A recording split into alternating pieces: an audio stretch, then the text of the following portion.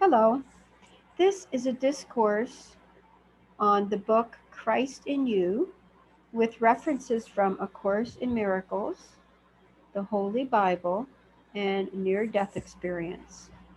My name is Angel Christchild, and I'm being joined here by my friend. Hello, friend. Hello. And we're on the part 1, 13th lesson called Christ in You, and that will be on page 53. So thank you for joining me, friend. Thank you. So we have a pretty aptly named lesson here for this book, Christ in You, and the lesson is titled Christ in You. Yes. Mm-hmm. And it says, do you ask for practical lessons on healing because you want immediate results? I will answer your question in order that you may attain to the highest. You can appeal on the material plane and seem to get help quickly. This is because you have been so long under the dominion of the senses. At first, when seeking health from the spiritual plane, you will seem to become worse. Always regard this as a hopeful sign. It means the best. May I interrupt there? I just wanted to tell you that, there are references to A Course in Miracles in our readings. And for this one, I wanted to share something from A Course in Miracles. So, with respect to things getting worse, and this could be taken as a hopeful sign, A Course in Miracles says, where two have joined for healing, God is there. And He has guaranteed that He will hear and answer them in truth. So when two join together in healing, God will answer them. And then there's another quote that I felt was important. Perhaps the answer does not seem to be a gift from heaven. It may even seem to be a worsening and not a help. Yet let the outcome not be judged by us. For two have joined, and now God's promises are kept by Him. And that's from called the Psychotherapy Pamphlet, A Course in Miracles. So basically, it's saying that even though things may be worsening or seeming to be worsening, that God's outcome is sure, and that God has promised our healing, and God will keep His promise. And so it goes on to say, somewhere all the gifts of God must be received. So when you give the gift of God, God's healing, it will be received. In time, no effort can be made in vain. It's not our perfection that is asked in attempts to heal. We are deceived already if we think that there's a need for healing, as the truth will come to us only through one who seems to share our dream of sickness. Let us help him to forgive himself for all the trespasses with which he would condemn himself without a cause. This is healing our own. And as we see sinlessness come to his shining through the veil of guilt that shrouds the Son of God, we will behold in him the face of Christ and understand that it is but our own. And that's from the Process of Healing from the pamphlet Psychotherapy, which is a pamphlet that was an addendum to A Course in Miracles. And basically what it's saying is that God's gifts of healing must be received. There is no time in the real world, and no effort will be made in vain. And that when we see our own sickness reflected in the person who comes for their healing, we're both healed, and we can forgive each other.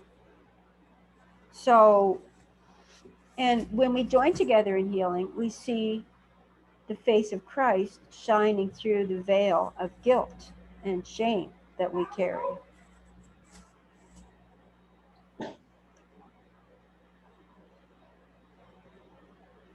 That's what I've, that's, do you have any comments on that, friend? So the healing is like happening for both persons, and then that's kind of like dissolving this illusionary veil that we've kind of bought into. Yes, exactly. Hmm. In addition to that, the Course also mentions when we're healed, we're not healed alone. So this also confirms that idea from the Course, which I don't have the actual reference to right now. But when we're healed, thousands are healed with us. And that's an actual quote from the Course. So you and I, sitting together, seeing each other as healed, thousands of people are being healed at the same time because of our essential oneness.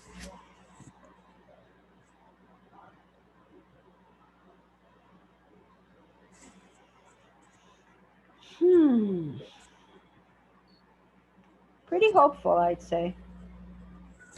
It's good. That's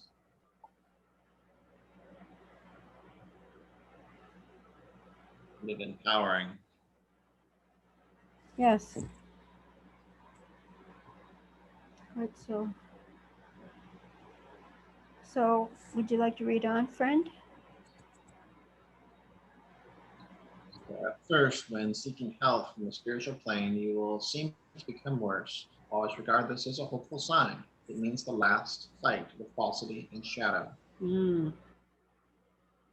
With each attack of the enemy, remember that Christ is your life until finally you die to live, putting off the old man and his dominion to live anew and forever. For you have conquered the last enemy through the Lord Christ. Amen. So there's something I want to say about that as well. For the, just one moment, please.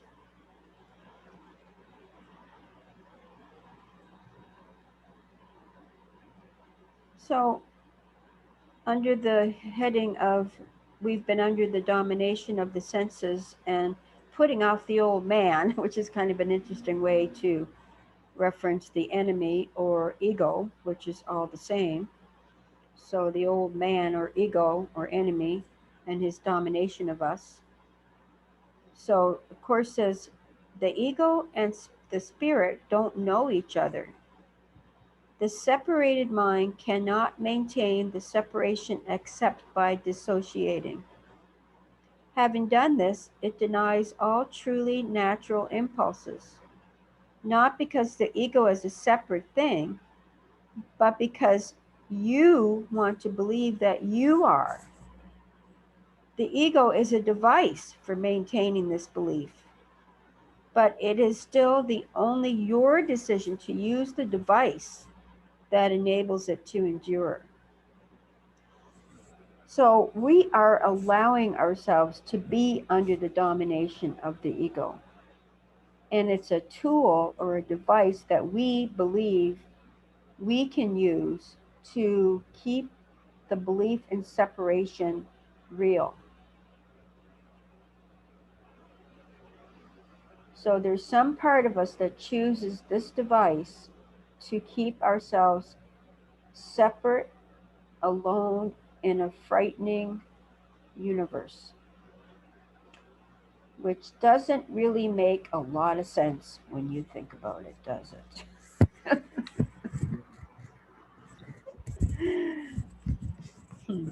We must have some off kilter beliefs that think that that's really the best for us, or that somehow we just maybe the ego is like, oh, don't leave me. It's bad or worse if you leave me. I'll take care of you. But whoever takes care of you, it's always got a drama, or it's got a way to keep you separate. Yes. Well, it's the ego interest to keep you believing that you can be separate. But really, I think in my heart, because of all the study I've done and the miracles I've seen, that the time for that is passing now. And that's why you and I are together doing this analysis, because it's time to stop and think and choose again, really, like the Course says, choose again, choose something different. And it's just the way our spirits are unfolding right now. And this place isn't going to last forever. It can't. It's on the downturn. The earth is on the downturn. And that's another whole conversation we won't get into right now. Certainly it's not something that's going to last forever. And it's a good thing to be prepared for the reality of our situation. Mm-hmm.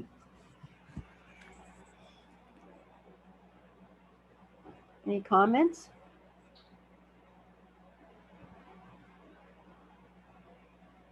Yeah.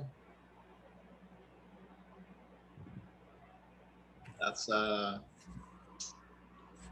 huge paradigm shift of seeing the world and how things really are, just all in a short little summed up version there.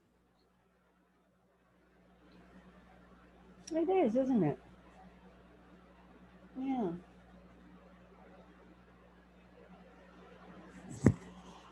So, shall we read on, friend? Yeah, so it says God's work is never uncertain or hurried. It is pure and is steadily working out good. Therefore, my own arm brought salvation. And there's a verse Yeah. that says, therefore, my own arm brought salvation. Isaiah 54:16. Mm-hmm. He saw that there was no one. He was appalled that there was no one to intervene. So his own arm achieved salvation for him, and his own righteousness sustained him. That's kind of an interesting verse, is it?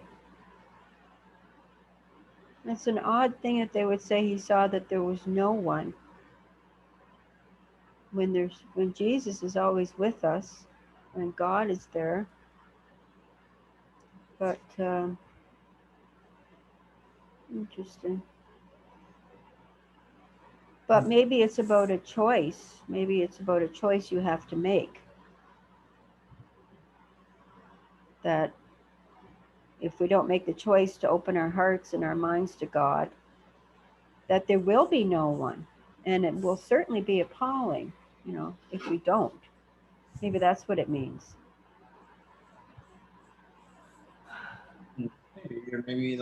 Maybe he was having these realizations that there was some spiritual salvation or truth, essentially, that he was grasping and coming to realize for real for him. And Yeah. It's always hard to take these kind of verses out of context and try to, it can be difficult to understand it out of context. Yeah. But maybe there was no one in his circle of friends or family that really saw it that way or really got that realization. Yeah. So maybe Mm-hmm. it felt like it's like having Right. a moment. Like, Yeah, I don't remember my Bible well enough.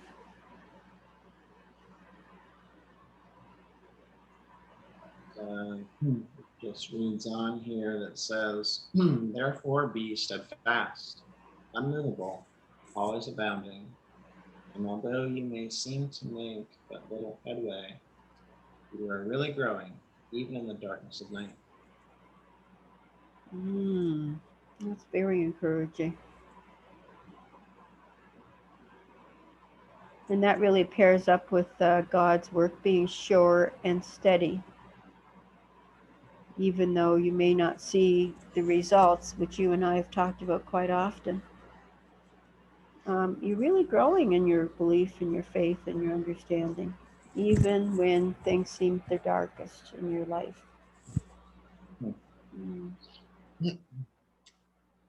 Yeah, Yeah, there's a reference here, 1 Corinthians 15:58.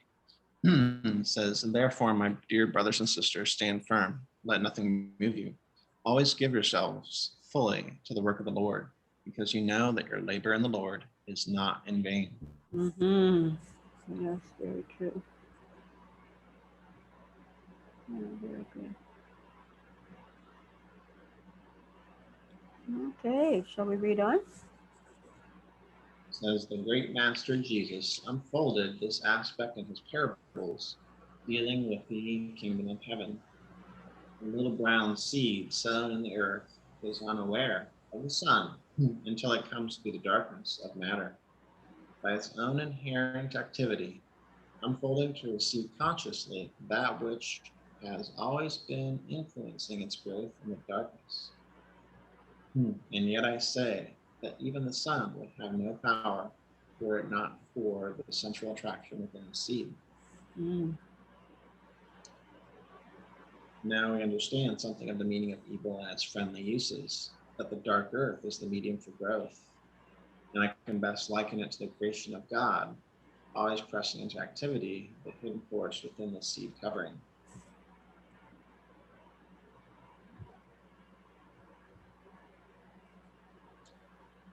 So, kind of like, that's a good analogy that Jesus used as a parable for darkness, then transforming into light. But another analogy could be like you're driving your car into a tunnel, and you're driving down the road and it's getting really, really dark in the tunnel. Mm-hmm. You're in the middle of the tunnel, but you keep driving, and then you realize that there's a little opening of light, and it gets bigger and bigger and bigger, and then that's the opening, and then you're driving out of the tunnel and you see the full light again. Right, right. I mean, you've always been in that tunnel and you've never seen the light before.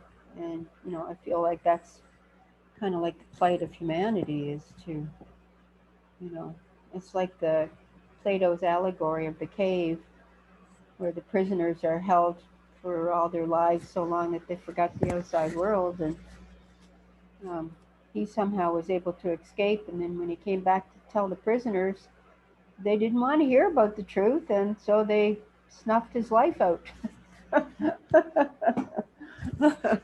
And there's part of us that just wants to stay in the dark, I think. But it's interesting you would give that allegory because it says here that the seed is going to grow because of its own inherent activity unfolding. So the activity is always it's born into the seed and it must unfold. So I'm thinking that, this is something buried in us that was given to us by God, so that we can find our way home. And, in Course in Miracles and in this book, they might term that to be the Holy Spirit, that the Holy Spirit is that force or that reckoning that needs to be heeded, and the seed has to unfold because of that inherent activity.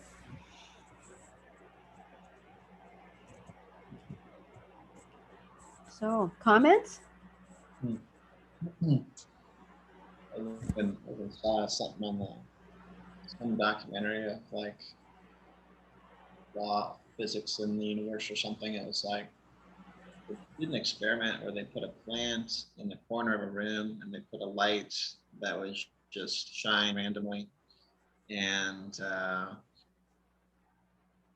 they found it odd that the light tended to shine more often towards the direction of the plants, even though it's set up to be random. That's interesting. I wonder if the plant sent out some energy for the light.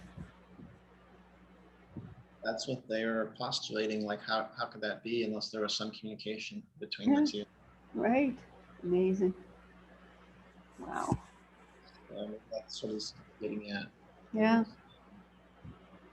Is there any Bible verse you want to share? Or?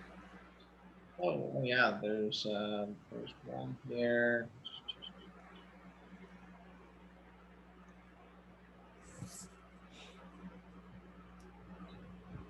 There is one.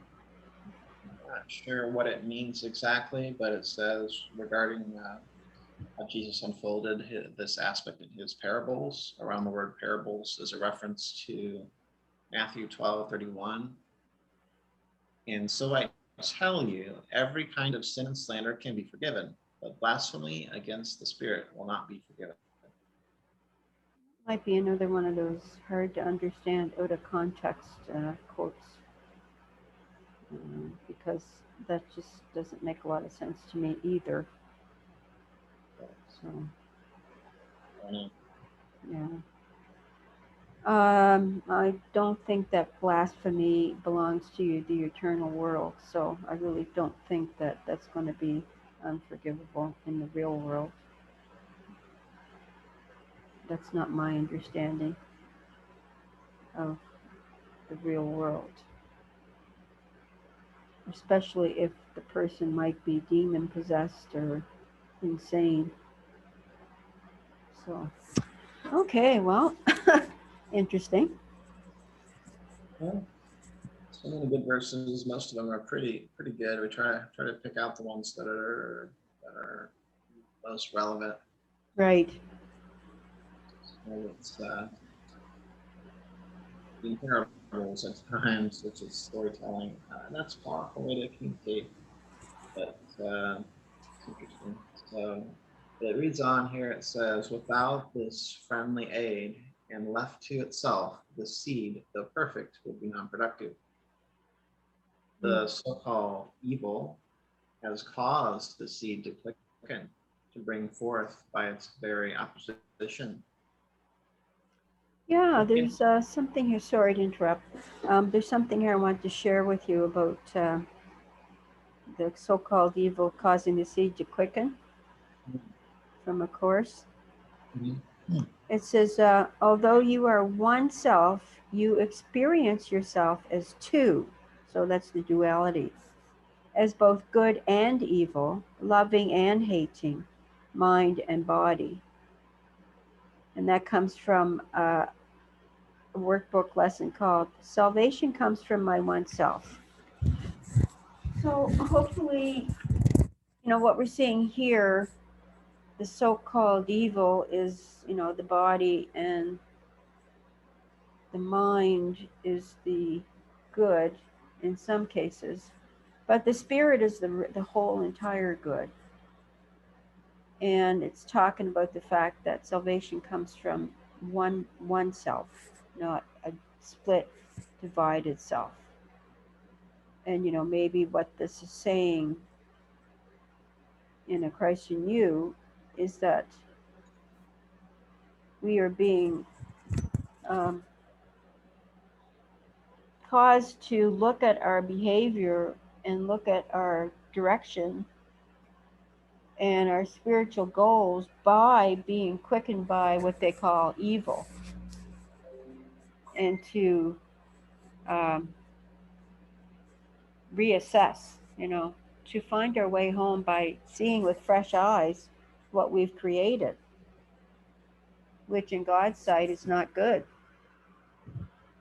if God could see it. Oh my. Gets a little confusing, I know, but like it said earlier in the course, um, ego and ego doesn't see the soulful part of us, and the soulful part of us doesn't see the ego. They're two separates, which is probably a really good thing.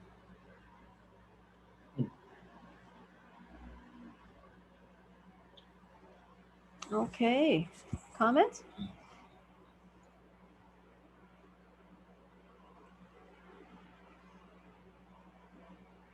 Just grapple with how that works, because we're becoming kind of conscious of the fact that we have an ego and that we have a soul. Mm-hmm. So we're bringing some consciousness to that dichotomy. Mm. Yeah. So that's the opposing kind of forces that the book was talking about. How we're kind of like in running down two like paths, and the paths are like diverging. Mm-hmm. It wants to run down its path and create its own thing and be the boss, and then the soul is like, no, let's turn left here. Yeah. And, and there's a little bit of opposition or like struggle maybe between the two. But if so, apparently that's a good thing, because that's like pressing through this seed of whatever that was sown in the earth. Yeah. We're, excuse me, we're actually like going to be like growing out of that into this sun like Right. Right. Right. new life. So it's a lot to take in, but it's the book says, look into nature, for therein is the symbol of every creative process on the spiritual plane. Interesting. All that exists is first and forever in the real world of spirit, which is of yours. It is but a shadow in semblance. Yeah. And Oh, of course, Americans would say illusion, shadowy illusion. so when the fullness of time comes, your world will no longer be in shadow, but substance. Mm. For it will be the kingdom of Jesus Christ at the new heavens and the earth, Mm. one united home. I'd just like to interrupt there, please. So, A Course in Miracles would say that the world as you perceive it cannot have been created by the Father. The world is not as you see it. God created only the eternal, and everything you see is perishable. Therefore, there must be another world that you do not see, and therefore, there must be another world that you do not see. Well, that's strange. It's in there twice. Isn't that odd? I don't know how that happened. Anyway, the Bible speaks of a new heaven and a new earth, yet this cannot literally be true, for the eternal are not recreated. So what is eternal stays eternal, and it can't be new. Hmm. But maybe what this means is that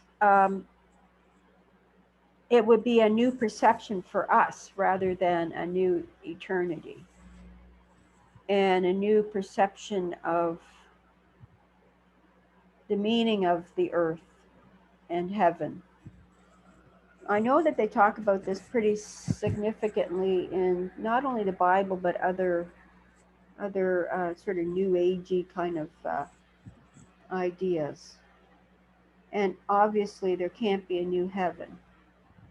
Hmm. And A Course in Miracles teaches that if we brought heaven to earth, we would be making the earth real, and we'd be stuck here forever if we make it real.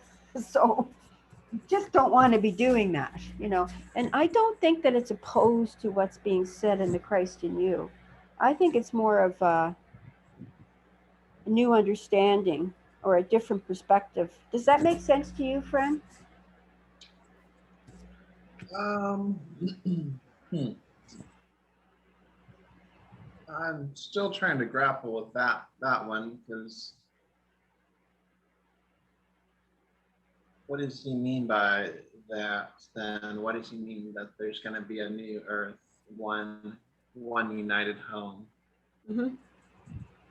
It does have a Bible. It does have a Bible reference here. Um, reference 1, Revelations 21:4. He will wipe every tear from their eyes. There will be no more death, or mourning, or crying, or pain, for the old order of things has passed away.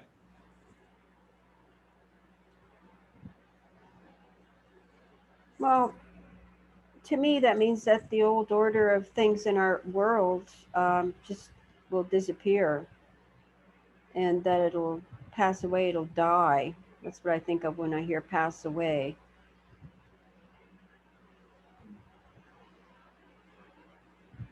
In fact, there's a really interesting prophet called Nostradamus who lived centuries ago, and he actually predicted 1,000 years of peace. And there was a lot of really complicated predictions, and he did predict 1,000 years of peace on Earth before. I don't remember. I don't know whether there was something that was going to, proceed, come forth after that.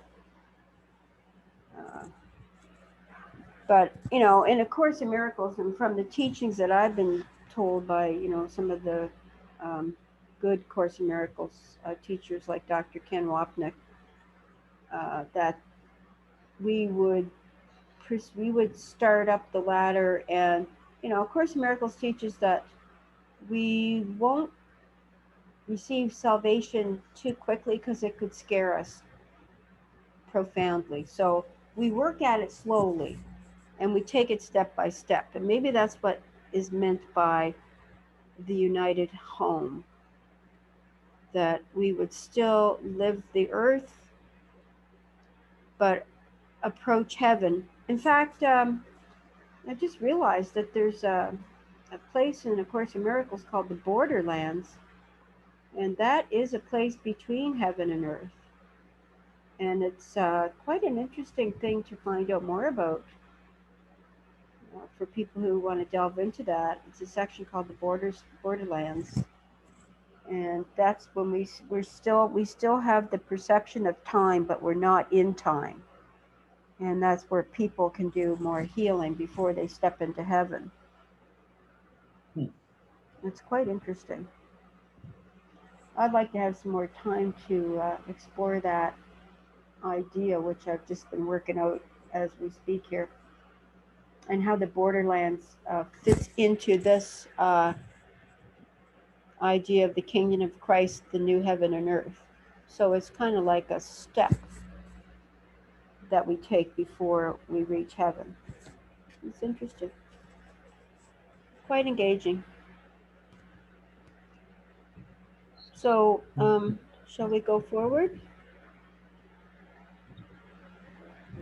Essentially, that's the last part of the lesson here is there shall be no parting, for there shall be neither separation nor death, since the former things are passed away, and man and God are one. Wonderful. Well, I just wanted to share one more thing about the new heaven and new earth, and that is that from A Course, the real world can actually be perceived, and all that is necessary is a willingness to perceive nothing else. For if you perceive both good and evil, you are accepting both false and true, and making no distinction between them. And that's from a text, Condition of Reality. So basically, that's saying that we can perceive the real world, and I think the Course means that we can perceive it now. We don't have to wait. Even while we're living in the illusion, we can perceive it, and that it can happen to us, or we can accept it now. If we stop accepting that there is duality, there is false and true, there is ego and soul. I don't know how that would look, but it's something we're meant to come to.